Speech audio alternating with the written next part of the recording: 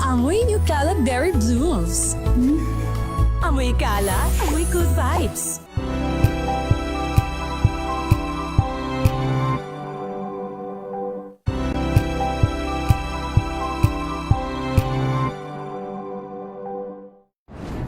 Kung good vibes ang hanap mo, dito ka na sa sigurado. Mula sa mga istoryang nagbibigay ng inspirasyon hanggang sa mga kwentong may dalang solusyon. Mga balitang pampagaan ang pakiramdam at pampaganda ng araw. Hindi lang ba sa good news, kundi the better news. Mula Lunes hanggang Biyernes, 1:00 ng tanghali sa DZRH TV.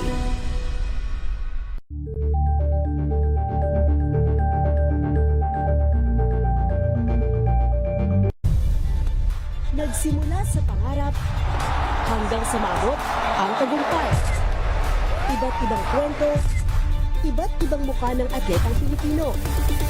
Mas pinatindi, mas pinalakas, at mas pinaaksyon sa Match Point tuwing Sabado, 12:30 ng tanghali sa DZRH TV.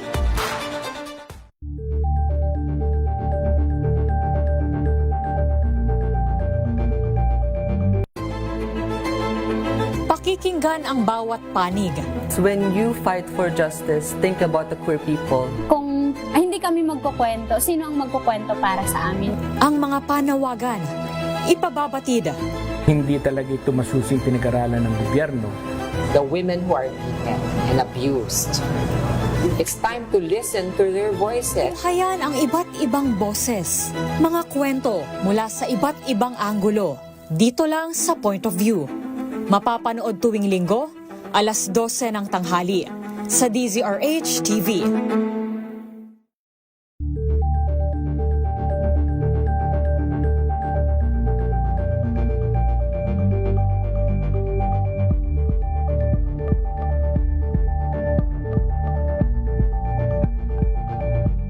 Tambalang Anthony Taberna at Jerry Baha ang gigising sa inyong umaga dahil lalatay ang humahagupit na diskusyon at komentaryo Lunes hanggang Biyernes sa 2x2.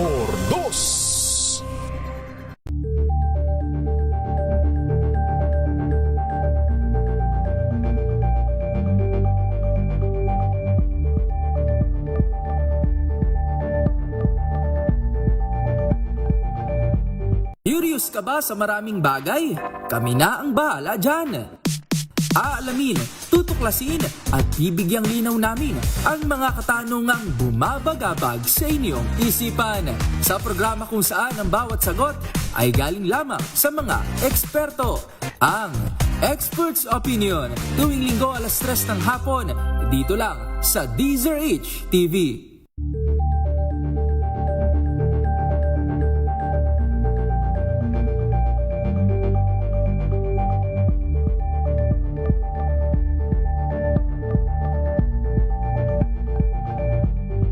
Maagang balitaan, maagang usapan sa mga issue at balita kasama si Kuya Angelo Palmones sa Magandang Umaga Pilipinas mula Lunes hanggang Biyernes.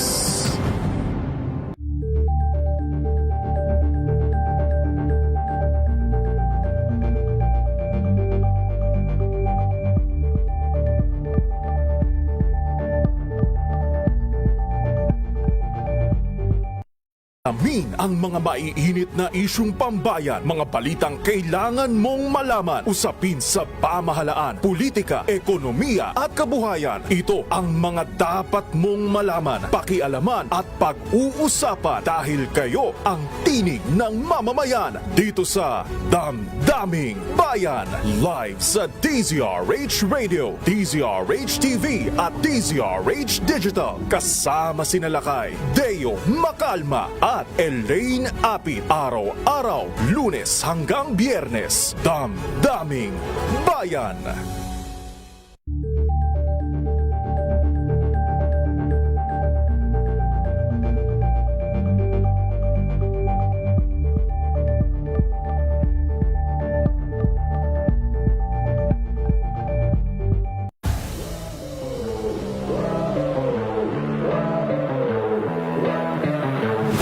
champion tayo this year. Pero after natin, the day niyan, after nun, di ba, competition, kinabukasan din na tayo champion.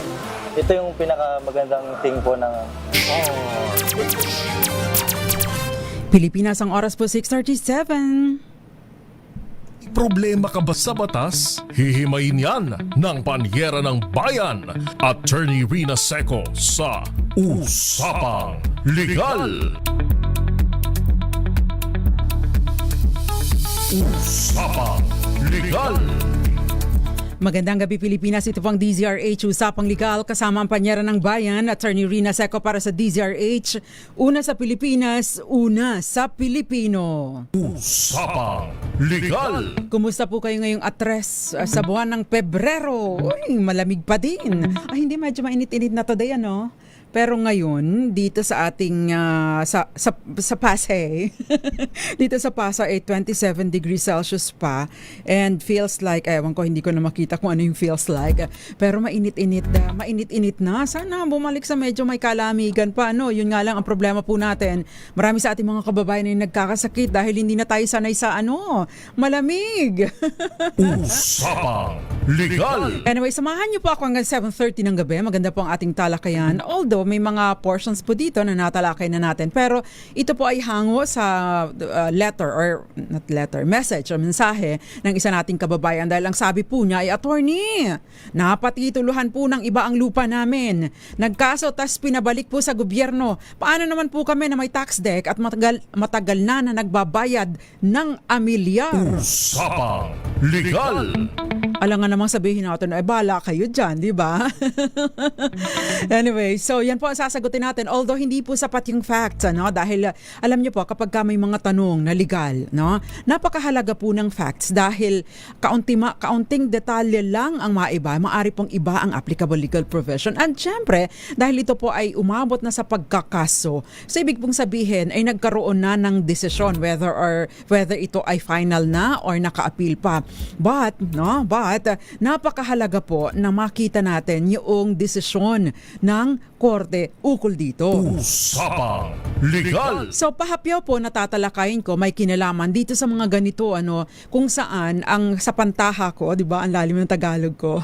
Ang akin pong sapantaha, ang aking pinapalagay na ito po ay nagkaroon ng reversion. Ano ba yung reversion, Generally po kasi under the Regalian Doctrine, ito po ay sinasabi lahat ng lupa sa Pilipinas ay pag-aari ng estado, public domain or land of public domain, Meron po itong mga bahagi na hindi napatitituluhan dahil ito ay maaring military reservation, ito po ay forest land o tinatawag ding timberland o kaya naman po ay park, mga parke.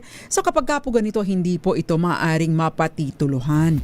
Ngayon, doon po sa mga tinatawag na alienable and disposable, na mga lupa, maaari po ito, na maging pagmamay-ari ng mga pribadong individual. Kalakip na po, kasama na po dito yung mga pribadong mga kumpanya. Usapang Legal. So, kadalasan po ang ating mga kababayan na matagal nang nag-uukupa ng lupa, sa konsepto ng pagmamay-ari ay nabibigyan ng award, Na-award sa kanila ang lupa, maaring sa pamamagitan ng CLOA or Certificate of Land Ownership Award, bagaman at na-stop na po yung pag-i-issue ng Notice of Coverage, pero nagpapatuloy pa din po ito para sa mga lupa na na-issuehan na ng Notice of Coverage, o kaya naman po sa pamamagitan ng mga patent, Dati po, before the Agricultural Free Patent, yung before 11231, meron pong mga restrictions din na isinasaad ang batas na hindi maaaring mga idispatcha ang mga lupaing ito sa loob ng limang taon matapos na mai-award. Meron pong mga ganong restrictions na isinasaad sa batas. Usapang Legal. May mga pagkakataon, may mga pagkakataon na yung nakaukupa o yung namumosisyon sa konsepto ng pagmamay-ari nadadaig na mga mapanloko, mapanlinlang o ng mga nandaraya nating mga kababayan. Ito yung may pagkakataon nagkaroon ng survey, no? Yung cadastral survey. Nag-i-initiate ng kadastro ang gobyerno at pagkatapos wala dun yung nakaukupa, yung kapitbahay nandoon, ay akin po yan, kami po ang naka-occupy dyan. No? May mga ganong pangyayari. Kaya yung occupant nawawalan ng pagkakataon na magkaroon ng titulo sa kanilang pangalan. Usapang Legal. May pagkakataon naman na nanggagancho ng daraya talaga. Hindi po, 10 taon na po, 20 years na po kami dyan kasi sa ilalim po ng batas, kapag nagkapag-occupy ka na ng 20 taon in the concept of an owner, dun sa ating confirmation of imperfect title, maaari ka nang magpatitulo. So yung iba nagsisinungaling, no? Ilang taon pa lang doon, pumosisyon lang doon, may pag-aari na pala ng pag-aari na pala ng iba. I mean, bagaman at walang titulo, no? May mga nagmamaniobra po, no, ng mga ganitong dokumento. Nag-uumpisa 'yan sa pagbibenta ng rights. Kaya po yung bibili ka ng rights, no, ay mahirap po, no, at napaka-risky po, no, para sa mga buyers. Usapang Legal. So kapag ka po ganyan, yung nanggagancho, yung nandaraya, yung medyo may katakawan, no, nakakapagmaniobra at nai-issuehan ng patent, ano, nag-grant ng gobyerno ang kanilang application.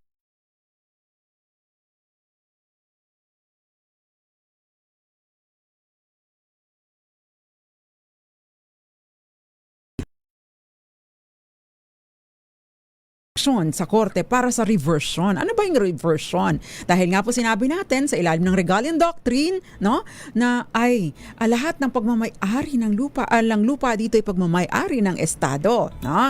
At nagkakaroon lang ng pagkakataon yung mga iba na makapagkuha ng titulo or maging private na may-ari ng property dahil sa mga legal na Legal. So kapag ka po gano'n, nagsasampa ng hakbang for reversion ang Office of the Solicitor General. Ngayon, si Pedro ang nakaposisyon. Sinauna talaga no? Si Pedro ang nakaposisyon sa property. 40 anyos na siya doon or 20 anyos na siya doon. Minana pa niya sa kanyang mga kananunuan.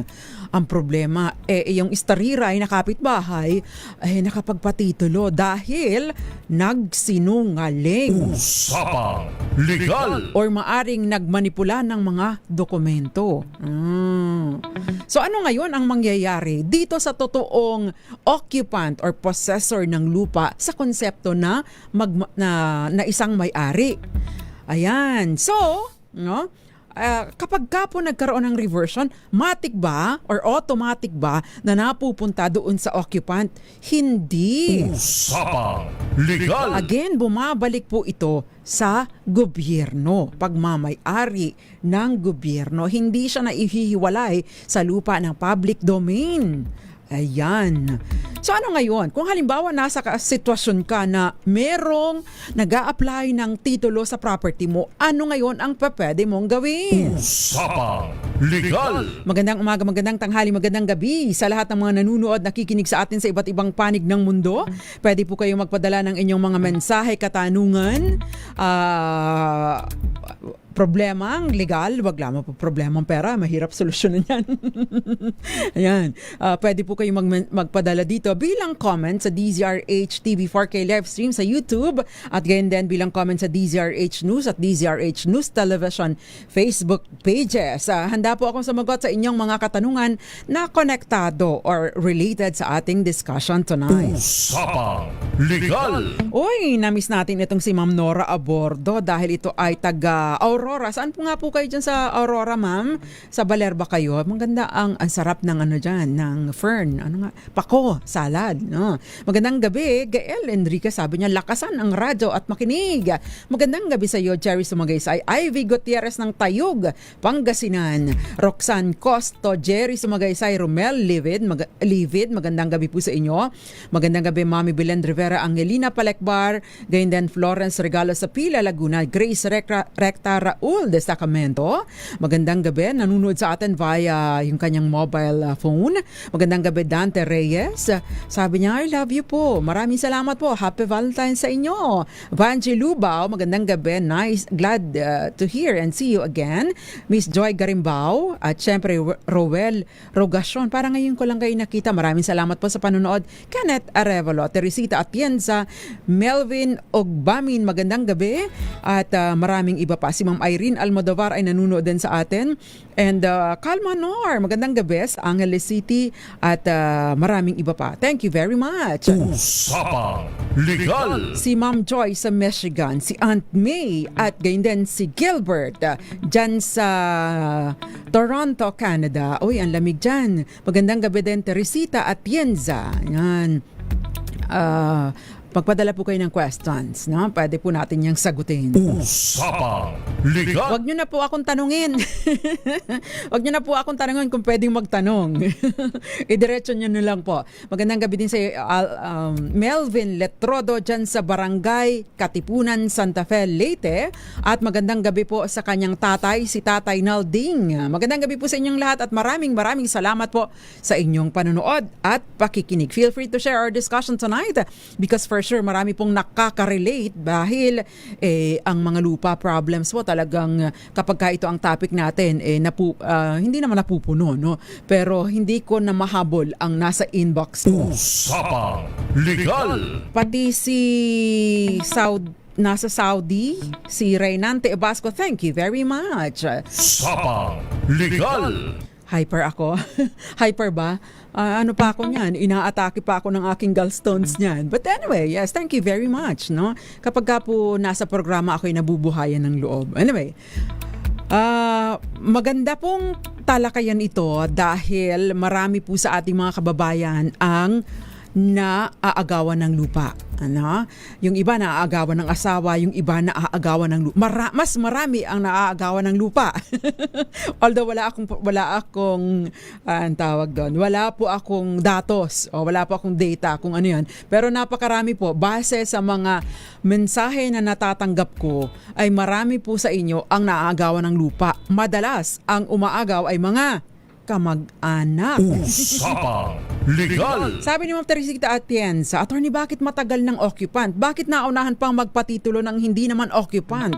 One good question. Minsan po kasi, no, pinagpapaliban natin, kampante tayo dahil tayo naman ang nakaposisyon, di ba? Ang sabi nga natin, kapag ka ikaw ay nakaposisyon or possessor ng lupa sa konsepto ng pagmamay-ari, yung open, continuous, exclusive, adverse, and notorious possession. Tapos ikaw ay mayroon pang tax declaration, more or less kampante ka na, di ba? Kaya lang yung iba talaga ay talo tayo sa pagmamanipula. Yung iba nire-reserva dahil, Attorney, medyo may kamahalan po magpatitulo ng lupa. Yung iba wala pa pong sapat na panahon, no? Kaya lang kasi yung iba naunahan ka na, naunang nakapag-ipon sa'yo, di ba? Usapang Legal. At hindi po natin alam kung anong mga pagmamanipula na ginagawa ng iba, no? Yung mga binanggit ko earlier means ano lang yan, examples lang po yan ng mga hocus-pocus na ginagawa ng iba nating mga kababayan na sa halip na magsumikap nanggugulang ng ibang tao. Usapang Legal. Pleasant afternoon din sa iyo, Vanessa Paet Pido, Alicia Hubay, Melvin Ogbamin at maraming iba pa. At yan, so dakuan na po natin ang ating talakayan. Ang reversion po ay nangyayari kapag una, no, mayroong fraud sa pag-secure ng titulo or sa pag-secure ng patent o ng grant mula sa gobyerno. Pag pinag-usapan po natin ang patent o grant, ito po ay dumadaan maari pong sa Department of Agrarian Reform. Ito po yung tinatawag nating sa CLOA, no? O kaya yung Agrarian Emancipation Patent o kaya naman Agrarian Emancipation Patent o kaya naman po yung tinatawag nating Residential Free Patent at meron din po tayong Agricultural Free Patent. Yun po yun. Dumadaan sa DENR o usually sa Senro, Community Environment and Natural Resources Office. Usapang Legal. Hindi na po ito dumadaan sa korte kapag ka po tayo ay nagpa-patent or nag-a-apply ng patent. ina-acknowledge natin na ang property na ito ay pagmamay-ari ng gobyerno at hinihiling ko sa gobyerno dahil ako po ay matagal na nakaokupa dito sa property na ito. Ayon na din sa mga requirements na isinasaad ng agricultural free patent o kaya naman po ay residential free patent. Hinihiling ko na maibigay na ito sa akin ng gobyerno. Nandun pa rin po yung pag-acknowledge, no, na ang lupang ito ay pagmamayari ng gobyerno.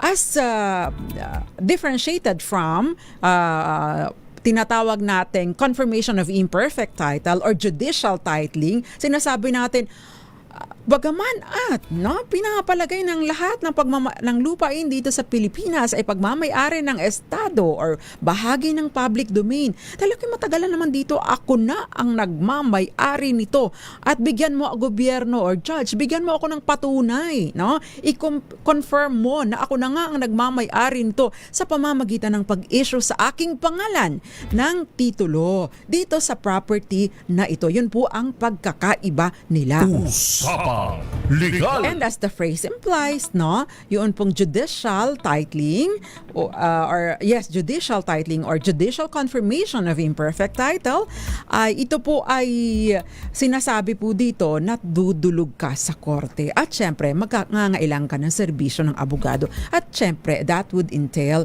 cost. Usapang Legal. At magbabalik pa po tayo, Ma'am Teresita Atienza. Sasagutin ko yung question ninyo sa ating pong pagbabalik. Present din daw Eduardo Narvaez at Moonbeats at gayon din Yvette Escueta at Renante Ebasco. Magbabalik po tayo. Ilan po muna mga paalala? Dyan lamang po kayo. Kayo'y nakikinig sa Usapang Legal kasama si Attorney Rina Seco.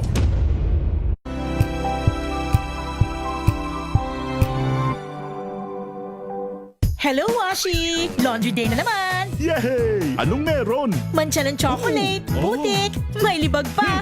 Kaya natin yan! With Pride Washing Machine Detergent, may triple stain-away formula. Tanggal ang makapit, madikit, at malupit na dumit mancha. Kaya easy-easy ang labada. Mula noon hanggang ngayon! All you need is pride. All you need is pride. ACS.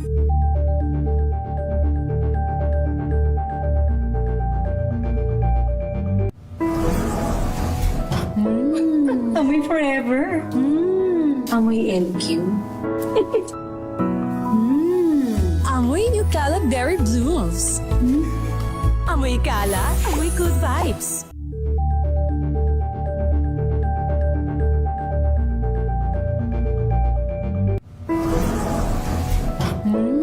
Amoy forever. Amoy LQ. Amoy New Caleb Berry Blooms. Amoy kala, amoy good vibes.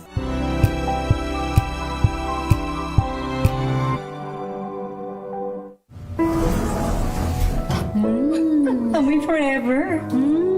Amoy LQ. Amoy New Caleb Berry Blooms. Amoy kala, amoy good vibes.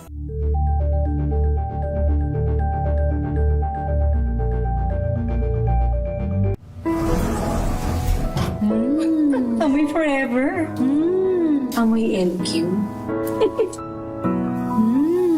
Amoy New Caleb Berry Blooms. Amoy kala, amoy good vibes.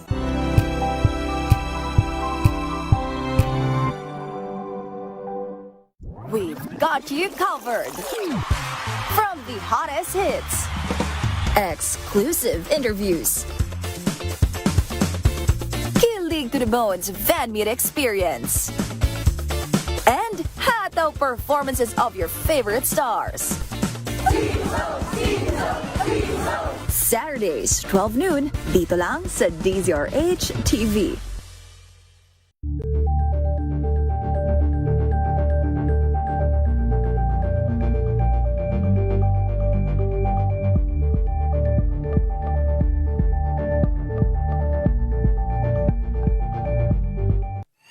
Mga balitang gigising Gising sa inyong umaga, mga balitang kailangan mong malaman. Mapapakinggan sa ACS Balita sa 2x2.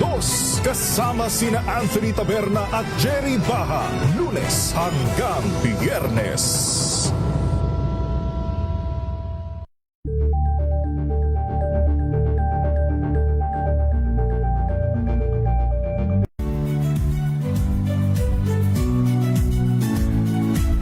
Magandang araw mga kaibigan. Ito po ang inyong balerina ng bayan, si Lisa Makuha Elizalde, na nag-aanyaya sa inyong samahan kami at ang aming mga espesyal na panauhin para sa kalahating oras ng masayang kwentuhan sa aming programang Art to Art, kung saan ang usapang sining at kultura ay para sa lahat. Huwag kaliligtaan, tuwing linggo, alas 3:30 ng hapon, dito lamang sa DZRH Radio, DZRH TV, at via online streaming.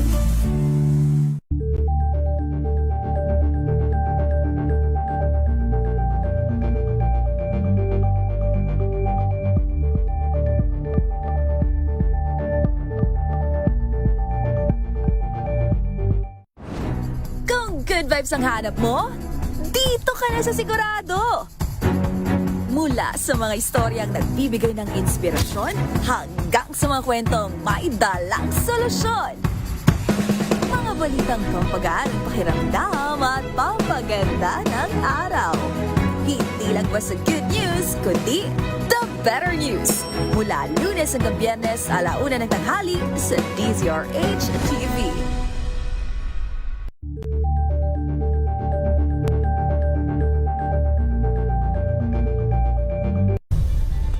Nagsimula sa pangarap, Masi Attorney Rina Seco. Usapang Legal. Nagbabalik po ang DZRH Usapang Legal kasama ang panyera ng bayan, Attorney Rina Seco. Tinatalakay po natin lupa mo na kinatitirikan ng bahay mo. At kopong-kopong ka pa dyan, no? Sabi nga ng mga politiko, dyan na po inilibing ang aking pusod. Karugtong na po dyan hindi pusod, yung, ano yan? Ay, yung ano sa Tagalog yun? Yung umbilical cord, saklolohan nyo nga ako. Yung umbilical cord, nandyan na po ibinaon ng mga magulang ko, ang aking umbilical cord, dyan na po ako ipinanganak Usapang Legal. Pagkatapos kamukat-mukat mo, iba na ang may titulo. Ang titulo ng property mo ay nandoon na sa ibang tao. Yan ang malaking problema natin ngayon. Kaya dapat po alerto tayo. By the way, kapag ka po may nagpapatitulo, lalo na diyan sa nagpapatitulo, administrative titling tinatawag, hindi dumadaan ng korte. Meron po yung mga announcements, Kaya dapat po yung pagiging marites natin, diyan natin ginagamit, hindi yun sa pagchichismis, Yung pagkamarites natin, gamitin natin sa kapakipakinabang na paraan sa pamamagitan ng pagmomonitor, para hindi po tayo nagagancho, hindi po tayo naiisahan ng ibang may mga masasamang intensyon. Usapang Legal. Tama, pusod. Maraming salamat po sa inyo. Thank you very much, Kenneth Arevalo. Again. So, kapag ka po ganito, kapag ang OSG ang nagsampa ng kaso ng reversion, kapag ka sa sitwasyon ang kagaya ng ating nagpadala ng mensahe, ito po ay sinasampa ng Office of the Solicitor General. Ngayon, ang tanong, pwede bang ako ang magpa-reversion? Total, ako naman ang occupant, ako po ang may-ari. So, ibig sabihin, ibabalik po sa akin. Kaya lang kasi sa reversion po, ito po ay hakbang o remedyo na sinasabi ng batas na available para doon po sa para po sa gobyerno. At nangyayari ito sa pamamagitan ng Office of the Solicitor General. Sa sitwasyon na nagkaroon ng reversion, hindi po automatic na napupunta ang pagmamay-ari o ang titulo doon po sa taong naka-occupy kahit pa meron siyang tax declaration na. Ano ngayon ang pwede niyang gawin? Usapang Legal. Ang una po ninyong gagawin ay syempre dapat alam nyo ang sitwasyon. Pangalawa, kumontak na po kayo ng abogado. Pangatlo, dapat dapat dala-dala po ninyo yung inyong kopya ng tax declaration, no? Ipe-present po ninyo ito sa inyong abogado. Dala na din yung iba pang mga patunay, no? Kung ilang taon na kayo na nakapossess o naka-occupy diyan sa property na kiniklaim ng iba. Usapang Legal! Bakit kay abogado agad? Kasi meron pong tinatawag na intervention kapag ka nag-a-apply pa lamang, no? Nag-a-apply ng titulo. No, meron pong pwede po kayo mag-intervene, halimbawa nasa korte na, or may sa reversion kasi sa korte po ito, or may pagkakataon nag-a-apply pa lamang ng titulo o ng grant o ng patent sa DENR, i-oppose na po agad ninyo. Bakit?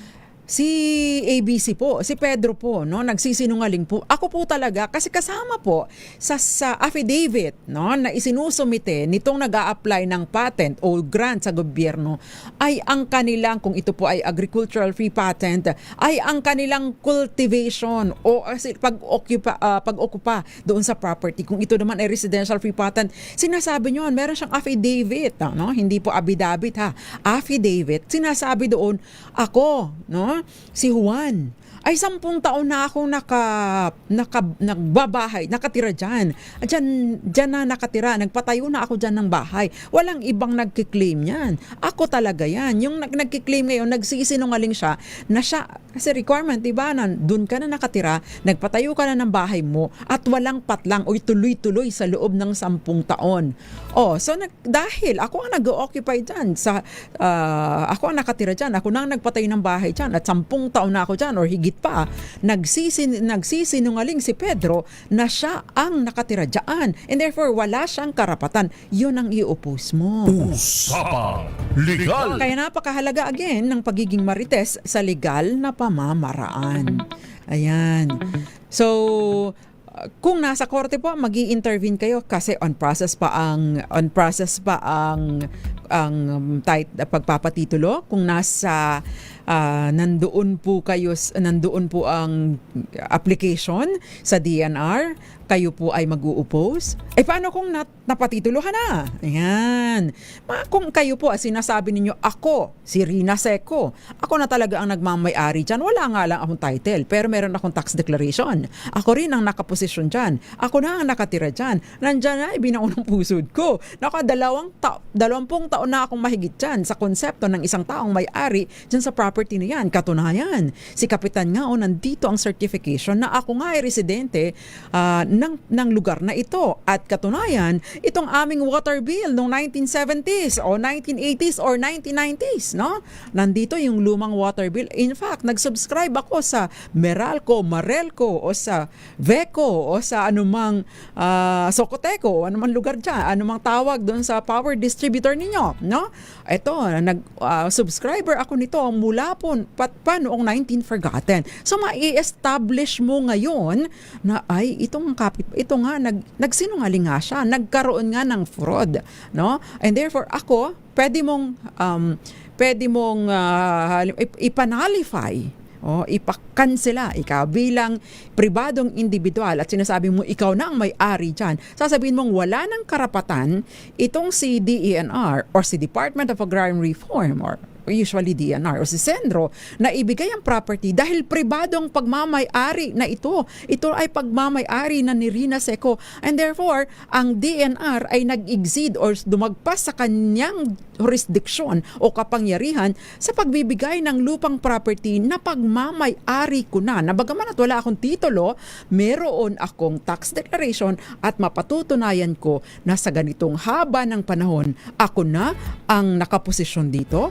ako na ang nagkukultivate ng lupang ito, ako na rin ang walang patlang na nakatira dito sa lupang ito at nagsisinungaling siya nang makuha niya ang titulo or ang grant na ito. Usapang Legal! Again, uulitin ko po, pang-apat na pagkakataon, mahalaga ang pagiging marites sa legal na paraan, i-monitor po yung mga applications ng inyong mga kapitbahay, ng mga karatig lupa. Tingnan at baka nasasali po yung property po ninyo, lalo pat tax deck lang ang meron kayo. Usapang Legal. By the way, bagaman po at ang tax declaration ay hindi patunay ng pagmamay-ari, ito po ay patunay, no, ng interest sa property kung ito po ay coupled with possession. No? Anong ibig sabihin nito? Possession or pamumosesyon at tax declaration maaring pag-ugatan ng valid title, pwedeng i-apply later on for as long as na-meet po ninyo yung mga requirements po ng batas. Usapang Legal. Pero again, hindi po ito matic, hindi po ito automatic, hindi ito matic at kailangan pong i-apply, idaan sa proseso for applications, no? Pagpuproseso ng grant or ng patent, meron po tayong mga previous discussions na po pwede po ninyong balikan. Usapang Legal. Okidoki? Yan. Paano, attorney, may title na nga kaya nga ipapadeclare mo na walang visa. Ipapakansela mo yung grant, ipapakansela mo yung titulo kasi pag may grant, di ba, eventually may title yan sa Register of Deeds, no? Ipapakansela mo yun, no? Yun yung hakbang mo at yun ang gagawin ng abogado mo later on. Pero ang sasabihin ay, attorney, bakit meron kasi tayong isang nagpadala ng mensahe, natatandaan ko mayroon siyang nagsasabi, attorney, may lupa kami. Ang problema, dumulog na po kami sa abogado. Ang tagot po sa amin, ninakaw po yung lupa namin. Dumulog po kami sa abogado. Ang tinatanong po kaagad, hindi po yata naniniwala sa amin. Ano ang ebidensya mo? Nasaan ang ebidensya mo? Huwag po kayong magdadamdam sa abogado pag ang sinabi agad ay, anong katibayan mo? Anong ebidensya mo? Because pag dumulog ka po sa korte, ang laging pagbabatayan ay ebidensya. Regardless kung ano ang sinasabi mo at ano ang sinasabi niya, ang labanan po sa korte ay ebidensya. Kaya kapag ka po ang abogado nyo ay nagtanong nasaan ang ebidensya mo, hindi po nangangahulugan, no? Na hindi siya kumakampi sa'yo or kampi siya ng kalaban or nabayaran siya ng kalaban. Maaari po, tinitiyak na pupunta kayo sa korte na meron kahit papaano, meron naman kayong laban. No? Na hindi man lang, ang pangit naman, dudulo kayo, hindi man lang kayo maka-first base, hindi po ba? Usapang Legal. Pag pupunta kayo sa laban, dapat armado din kayo ng ebidensya. Yun po ang sinasabi ni attorney. Yan. Magandang gabi po sa inyo, Iton Bulalayaw. Si Reynante Ebasco, since day one po nakikinig po sa iyo. Naghihintay po ako ng program nyo from Saudi Arabia. Thank you very much, Reynante Ibasco. Maraming salamat po. Sabi niya, yung mga pinanganak sa bahay, they bury the placenta sa bakuran nila. Oo, totoo yan. Yun yung mga linyahan ng mga politiko kapag ito si Gael, halatang hindi bumuboto dito sa Pilipinas. Yung mga linyahan sa mga meeting de avance, yung sa mga speeches kapag nangangampanya, lahat ipinanganak sa pare-parehong sa iba't ibang lugar, no? Kung nasaan siya, doon siya ipinanganak para lang makabola ng mga maraming utu-utu na mga botante. Henry Dolohan, magandang gabi sa iyo. Attorney Rina, gobyerno po ang nagmamay-ari ng lupa, wala pong titulo o matatawag na squatter. Ang tawag na po dyan ay informal settler. Pero nagbabayad po kami ng amilyar sa pagkatayo ng bahay namin. Pero po may nagbabayad din ng lupa. Ano po ang laban namin? 47 years na po kami dito nakatayo. Ano po ang kasiguraduhan po namin na mapapasa amin samantalang may nagbabayad ng lupa pero sa gobyerno po ito? Ayan. Ano po ang connection ninyo, ang relasyon ninyo dun sa nagbabayad ng lupa, ng amilyar sa lupa? Dahil ang sinasabi po ninyo, may bahay kayo at binabayaran ninyo ng amilyar ang bahay. Take note po, magkaiba ang amilyar ng improvements kasama ng bahay at ang milyar sa lupa. Kung halimbawa po, ang tax declaration para sa bahay ay nakapangalan kay Mary at ang tax declaration para sa lupa ay nakapangalan kay John, the presumption is si John ang nagmamay-ari ng lupa, ikaw ang nagmamay-ari ng bahay. At ang tanong, sino ang nagbigay sa iyo ng kapangyarihan para i-occupy ang bahay ni John? Doon po ang kailangan nating marisolba at makuha natin yung facts doon. Usapang Legal. Kung ang sinasabi po naman ninyo na kayo na ang matagal ng hindi ninyo alam na merong nagkiklaim pala ng lupa, hindi niyo alam na mayroong tax deck or lately lang nakuhanan ng tax declaration sa pamamagitan ng pagmamanipula. Ang tanong po sa inyo, nagdeklara na din lang kayo ng bahay for tax purposes, bakit hindi po ninyo kinuhanan or ideklara for tax purposes itong property na ito? 'Di ba? So ang tanong, bakit merong nakakuha ng na i-declare for tax purposes ang property ninyo? Or may ibang tao na nakapag-declare ng inyong property or ng ino-occupy ninyo, bakit merong ibang nakukuha ng tax deck for that? Usapang Legal! Mahalaga pong makuha yung detalye na yon dahil kung nagkaroon po ng pagmamaniobra at sinabi natin na alienable and disposable at unregistered ang lupa at kayo ay may tax deck, abay maaari po kayo magtuloy-tuloy, no, sa inyong pag-a-apply ng titulo for maari pong grant, no? Ito yung tinatawag na residential free patent dahil doon po 10 taon na pagtira doon sa property, maari na po kayong mag-apply para sa residential free patent. Usapang Legal! Okay, Gemma, pagbati ng kapayapaan, sabi niya, at pag-ibig sa Diyos. Samahan nawa tayong lahat palagi. Maraming salamat po nakikinig sa atin. Okay, magandang gabi po sa inyo, Ma'am Gemma Pretista Romano. Thank you very much. Okay, may next question pa tayo. Okay, kasi marami po, may mga na-screenshot po ako mula sa ating mga tagapakinig. Ang tanong, next question please, RHTV. Ayan. Ito po ay ini-screenshot ko doon sa previous, medyo 4 months ago pa po I hope you are watching Randy Midel, no? Sa YouTube po ito, sa DZRH Usapang Legal YouTube. Kumbaga ito ay folder, no? Isa sa mga, tama ba doon? Folders ng DZRH TV, ng ating DZRH TV. Sabi niya, Attorney, ask ko lang po, may lupa po ang lola namin na wala pang natituluhan sa lola namin at ang lola namin ay namatay na at ang problema, ito ay napatituluhan ng pinsan namin na hindi namin alam at mahahabol pa po ba namin ito? Usapang Legal! Nakapublic po yung pangalan ni Randy Midel dahil public message naman po ito sa ating YouTube page. Now, the question is, paano napatituluhan ng pinsan mo ang property na dapat sana ay mana ninyo? Kung halimbawa po ito ay mana, hindi po ba dapat ay nagsettle kayo ng estate ni lola? Of course, ang unang magsisettle ng estate, ang may obligasyon na magsettle ng estate ay yung kanyang mga compulsory heirs, mga anak ni lola. Ibig sabihin, yung magulang mo na anak ni lola na may-ari ng property. Yung anak ni lola, yung mga anak ni lola ang dapat nagsettle. Kung namatay na ang mga anak ni lola, ang mga apo, no? Ang mga apo ni lola ang magsisettle. So dapat kayong lahat yun. Ang tanong, paano ito nailipat? Meron bang pineking dokumento? Or baka naman may property si lola, binili ng isa sa mga pinsan mo, kaya napatituluhan. O baka naman bago namatay si lola, na-i-donate niya ito sa iyong, na-irigalo niya sa inyong pinsan. So maganda pong malaman po natin kung ano ang dahilan at napatituluhan or paano napunta kay pinsan yung property. Kung ito po ay nagkaroon ng totoo at valid transaction, then wala na po kayong mahahabol. Pero kung nagkaroon po ng pagmamanipula, may karapatan na maghabol yung mga compulsory heirs ni lola. Sino yung compulsory heirs? Again, anak at asawa. Ngayon, kung wala na si lolo at wala na ding mga anak, kayo na lang mga apo, dapat ay nagbabahagi po kayo ayon po sa inyong share na isinasaad ng ating Law on Succession. Usapang Legal! Kung halimbawa po, 2 ang anak ni lola, no? Yung unang anak, si panganay, meron pong 1 anak lamang. Yung pangalawang anak, meron siyang 5 anak, no?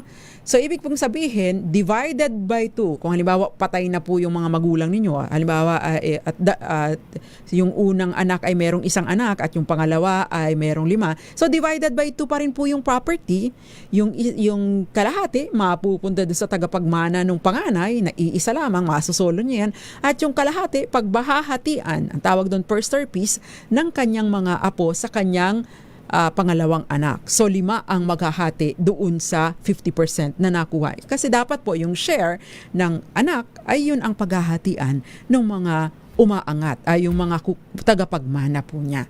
Yun. Usapang Legal. Akala ko magkasama ang tax deck ng lupa at bahay. Pwede bang magpa-tax deck ng bahay sa lupa na hindi kanya? The answer is yes. No? The answer is yes, Ma'am Teresita Atienza. Magkaiba po ang pagbabayad ng amilyar or declaration. Kaya may mga lupa po na kapag ka po wala pang nakatira or wala pang structure, wala pang improvements, lupa lang, no? Pagka po nagkaroon ng improvements, nagkakaroon ng declaration, kaya magkakaroon po ng inspection ang ating assessor's office. Tinitingnan po yan, no? Kung nagkaroon ng improvements. I mean, iba, ginugoogle nga lang di ba? Google Map. Pag nakita doon, di ba sabi dito wala itong bahay? O bakit may mansion na pala ito ni Jerome Lorenzo? O, di ba? Kapag ka po ganun, maaari po kayong maaari din po kayong managot. Usapang Legal. Meron daw 6 minutes ako. Ba naman? Pero magbabalik po tayo. By the way, gusto ko lang pong ipagyabang at ipagpasalamat sa inyo ang pagiging number 1 ulit. No, ito yung pangalawa, di ba? Pangalawang survey na inilabas this year na number 1 po ulit ang DZRH at napakalayo po ng agwat ng listening percentage ng DZRH sa pumapangalawa. Maraming salamat po sa pagsama ninyo sa amin throughout these years dahil kami po ay 86 na, di ba? 86 years na tayo. 87. Ano ba yun? 87 na tayo. Nandyan pa rin po kayo. Maraming salamat po. Actually, ang pakikinig, panunood ng DZRH ay naman po yan. 86 pa lang. Kagaya ng kaibigan ko na lumilingon sa tawag na Kenneth Arevalo. Nagmula pa sa lolo't lola niya. Nakikinig daw ng simatar. Pero tumatakbo na at nagtatago na kapag gabi ng lagim. Namana sa lola ang panunood dahil nanunood pa rin hanggang ngayon sa DZRH. Maraming salamat po sa inyo. Pati si Gael Enriquez at I'm sure marami pa rin pong iba nanunood at nakikinig. At ang panunood at pakikinig na ito ay minana sa mga lolo-lola, nanay-tatay. Maraming salamat po. Magbabalik po tayo. Ilan po muna mga paalala. Kayo'y nakikinig sa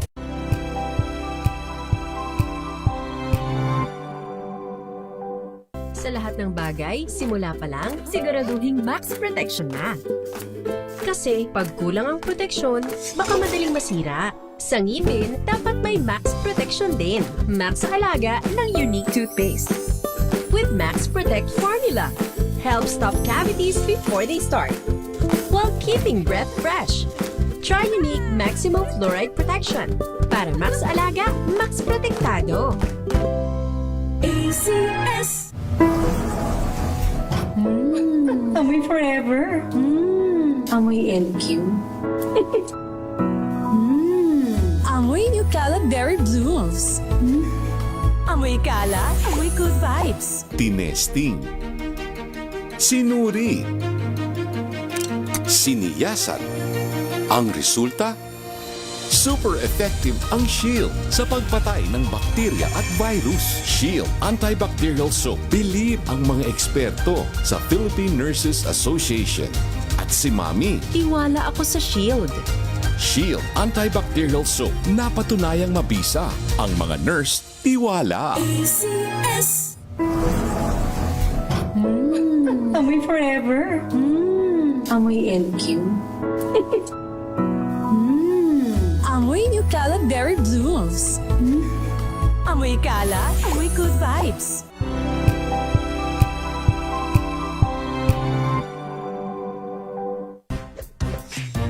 Ang galing-galing mo! Smart dishwashing paste ko! Pritong ulam na masebo, plato o kaldero. Tanggaling for everyday. Ganyan pag smart ang dishwashing paste. May double tanggaling formula. Tanggalang sebo, tanggalang bakterya. Bahid para walang bahid, linis fantastic sa metal at plastic. Number 1 ko to! Tanggaling-galing mo! Smart dishwashing paste. ACS.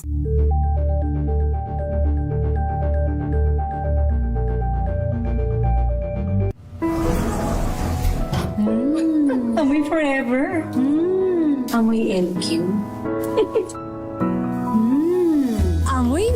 Kalag Dairy Blues. Amoy kalat, amoy good vibes.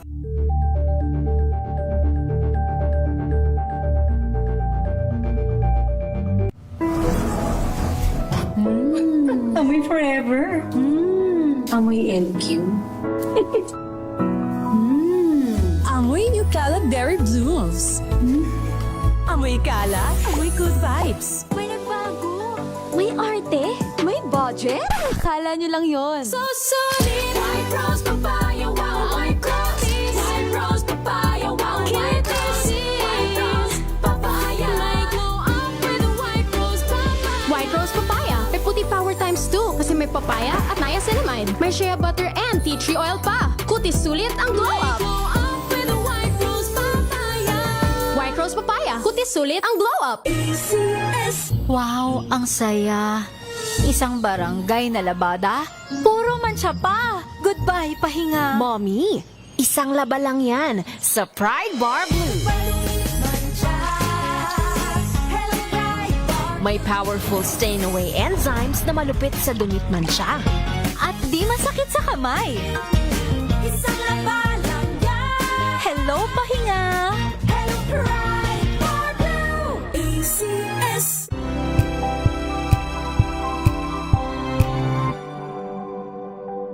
Tambalang Anthony Taberna at Jerry Baha ang gigising sa inyong umaga dahil lalatay ang humahagupit na diskusyon at komentaryo Lunes hanggang Biyernes sa 2x2.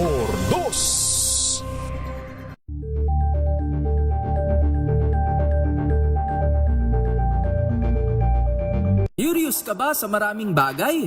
Kami na ang bahala dyan. Aalamin, tutuklasin at bibigyang linaw namin ang mga katanungang bumabagabag sa inyong isipan. Sa programa kung saan ang bawat sagot ay galing lamang sa mga eksperto. Ang Expert's Opinion, tuwing linggo 3:00 ng hapon, dito lang sa DZRH TV.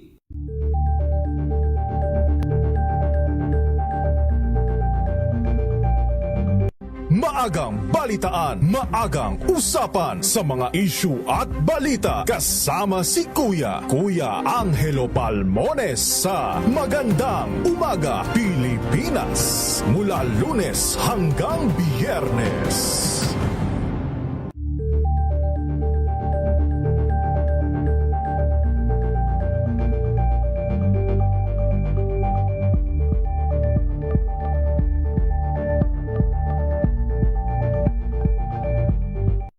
Amin ang mga maiinit na isyung pambayan, mga balitang kailangan mong malaman, usapin sa pamahalaan, politika, ekonomiya at kabuhayan. Ito ang mga dapat mong malaman, pakialaman at pag-uusapan dahil kayo ang tinig ng mamamayan dito sa Damdaming Bayan.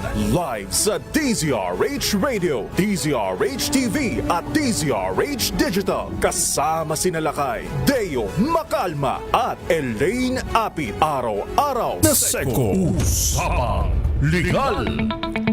Attorney, ano bang kasunod kapag nakuhanan ka ng titulo ang lupa?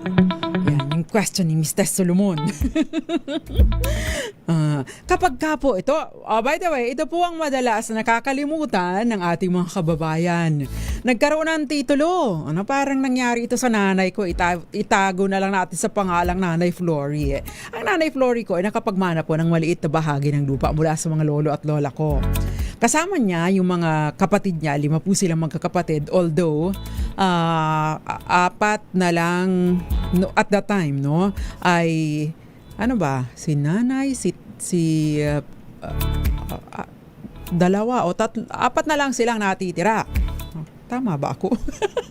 Mali ang computation. Anyway, 4 lang pala sila talagang magkakapatid. No, ang nangyari po, katagal-tagal lang may titulo sa individual title sa pangalan dahil ka-share po niya dun sa lupa dati sa iisang tipak na hinati ay ang Tia Patricia, no, ang pangalan ng kapatid ng tiyahe namin, kapatid ni nanay na ngayon ay nag-iisang nabubuhay sa mga magkakapatid. Katagal-tagal lang may individual title ang Patricia, ang Tia Patricia namin at ang nanay namin. Pero 19 forgotten pa po yun ay noon lamang pong last year nagkaroon ng individual na tax declaration. Kaya hindi maaaring bayaran na yung kapraso lang ni nanay ang babayaran. Dapat ay kasama yung babayaran ng amilyar yung lupa ng Tia Patricia namin. Usapang Legal. So napakahalaga po na hindi kayo nagtatapos doon sa titulo lamang, no? Kapag ka binili po ninyo ang property, hindi o kaya ay i-donate po sa inyo. Hindi doon nagtatapos sa meron na kayong title, ay pangalan ni Rina Seco, hindi pa pwede. Pati yung tax declaration ay dapat lipat din po sa inyo or mabahagi din doon sa tax declaration. Dahil kung halimbawa, dalawa kayong nag-share doon sa property na yun at nagkaroon na kayo ng individual title, ay ibig sabihin, dapat mabahagi na din po yung tax declaration. Magkaroon na ng individual na tax declaration. Yun ang po ang hindi dapat na kinakalimutan. Usapang Legal. Ayan. Next question please, RHTV. Attorney, ano po ang, hindi naman ito galit, ano ho? Attorney, ano po ang gagawin namin kung kami po ang nakaposisyon sa lupa pero iba po ang nalabas na survey claimant? Ayan. Usapang Legal. Kapag ka po ganyan, alerto po kayo, 24. Dapat alert. Bakit? Kasi, ayan po ay susunod na yan. No? Susunod na yung mag-a-apply ng patent. At delikado ka or magpapa-administrative title. Delikado ang iyong karapatan kung ikaw ay nandyan na. No? Ay, huwag kang papayag. I-oppose mo na kagad. Napakahalaga po yung proof of ownership o kaya yung pagpuprotesta, pagpa-file ng protesta, no? Kung ito ay nag-a-apply na. At meron po mga grounds for opposition, ano, kung bakit yung nag-a-apply ay hindi entitled or walang karapatan na mag-apply, no? Maaring the land is private already, bagaman at wala pa kapang title ang totoong nagmamay-ari, or halimbawa hindi qualified, nagkaroon ng misrepresentation or pagsisinungaling, panggagancho, nanloloko, hindi totoo ang kanyang mga pinagsasabi niya, and i-request, no? Kailangan po ning i-request ang sa DNR na i-cancel ang application or i-revoke kasi within 1 year from the issuance of the title, the patent, maari pong ipa-revoke ito sa DENR. Usapang Legal. Pero again, mahalaga po na tinanong ka nasang ebidensya, again, wag sasama ang loob dahil ang ebidensya po ang mahalaga para mapatunayan mo yung sinasabi mo ngayon. Usapang Legal. Yun pong protesta. Yung protest, no? Yung objection ninyo sa application ng title ni Mr. Mandaraya ay dapat po, no, na verified. Anong ibig sabihin nito? Sinumpaan. Ina-affirm po ninyo yung truth and accuracy ng inyong mga statements.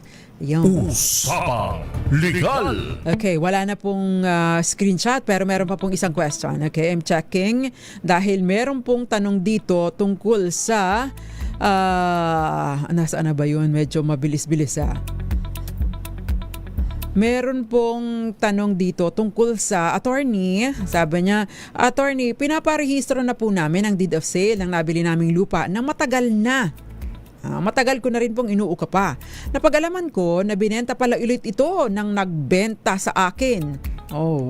Ibinenta niya sa iba. Ano po ang pwede kong gawin? Ayan. Usapang Legal. Sa mga sitwasyon po ng double sale, napakahalaga nung tinatawag na good faith. Ano pa yung good faith? Na wala kang naiyuong, lalo na yung second buyer because the first buyer will never be in bad faith, no? Dahil syempre wala pang depekto yung property, yung titulo or karapatan ng taong nagbenta at that time, no? So yung second buyer ay pag alam po niya na naibenta na pala ito sa iba, no? Lalo pat nakaukupa ka na diyan, no? Tapos binili pa rin niya, no? Ang taong ito ay in bad faith. Kasi sa issue po ng sa sitwasyon po ng double sale, ang unang-una, the first to register in good faith, no?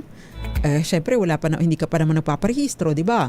O ang panlaban mo lagi, good faith. Usapang Legal. Napakahalaga ng good faith. No, so kung ganyan, napatituluhan na ba ng iba? Kung napatituluhan na, adverse claim ka kagad, tingnan mo kagad paano na-secure, nakakuha ng title. Ito ba in bad faith? Kung in bad faith, malaki ang chance mo. But then again, you have to prove, no? Sino ba yung buyer, second buyer? Baka kapatid naman noong nagbenta sa'yo. Imposibleng hindi niya alam, ano? Di ba? Imposibleng hindi niya alam na naibenta na pala sa ibang property. Pangalawa, no? Ay, ikaw na ang naka-occupy dyan. Bakit hindi ka man lang tinanong, oy, bakit nandyan ka? Binibili ko yan. Anong karapatan mong tumira dyan? Di ba?